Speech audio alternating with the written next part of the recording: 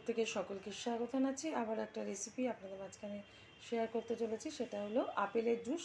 তাহলে চলুন দেখে নেওয়া যাক আজকের রেসিপি। একটা গামলার মধ্যে আমি বেশ কিছুটা যে আপেল নিয়েছি, এখন ভালো করে এটা ধুয়ে পরিষ্কার করে কেটে নেব।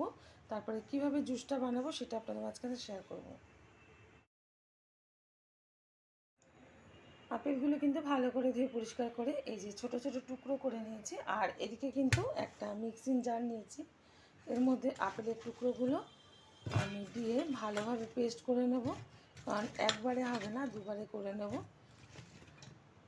দিয়ে দেব একটু পরিমাণ মতো চিনি, কারণ অনেক সময় কিন্তু একটু আপেল টক টক ভাব থাকে, তো বাচ্চারা খেতে চাইবে না এরকম থাকলে। আর বড়রা যখন খাবেন তখন এই চিনিটা না দিলেও হবে। তো এখন আমি এটা ভালোভাবে পেস্ট করে নেব মিক্সিতে। মিক্সিতে কিন্তু ভালোভাবে এই যে আমি পেস্ট করে নিয়েছি। এখন আমি এটা বড় ছেঁকনি দিয়ে ছেঁকে নেব।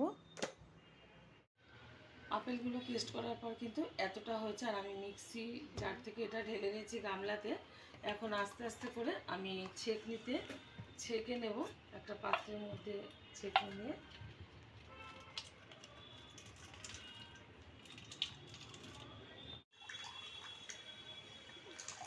এতটা পরিমাণে কিন্তু জুসটা হয়েছে আপেলের।